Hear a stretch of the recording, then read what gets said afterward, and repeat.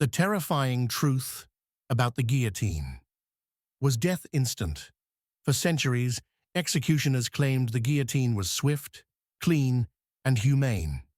But behind the blade's cold efficiency lurked an unsettling question. In those final moments, could the severed head still be aware? The birth of the guillotine. It's 1792. The French Revolution is in full swing. Amid calls for equality, lawmakers decide that every condemned prisoner, noble or peasant, should die the same way. Enter the guillotine, a tall wooden frame, an angled steel blade, and gravity as the executioner's ally. Ironically, the man who approved it, King Louis XVI, would later feel its edge himself. Invented by surgeon Antoine Louis and promoted by Dr. Joseph Ignace Guillotine, it was designed to be quick, precise, and, supposedly, painless. Its nicknames were as sharp as its blade: Madame la Guillotine, the national razor, the widow, the moment of execution. The condemned were strapped to a wooden board and slid beneath the blade. With a swift release, the blade dropped, severing the neck in one strike. The head fell into a basket. The crowd roared. The whole process took seconds. Legends of the living head history is full of eerie accounts. In 1905, Dr. Gabriel Bourrieu attended the execution of Henri Languille.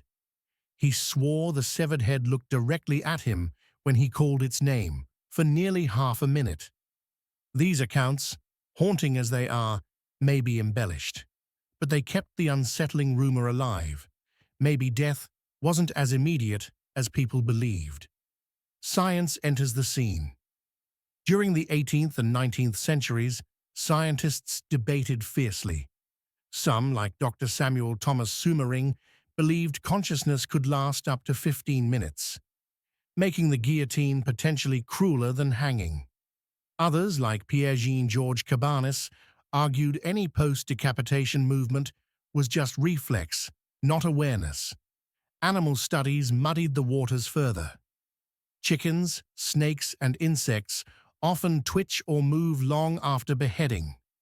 Even in modern times, France's last guillotine execution was in 1977. Witnesses noted blinking or jaw movement for several seconds afterward. The modern verdict today, neuroscientists generally agree. A severed head has enough oxygen for brain activity for around 7 seconds. Conscious thought fades rapidly due to massive blood loss and shock. Any movement beyond that is almost certainly involuntary.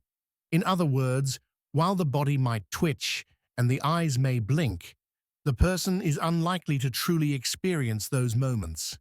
The legacy of the blade. The guillotine's reign lasted nearly 2 centuries, outliving the French monarchy, Napoleon, and 2 world wars.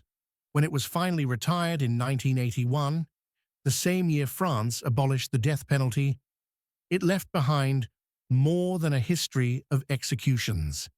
It left behind a question that still chills us. In the seconds after the blade falls, what does the head know?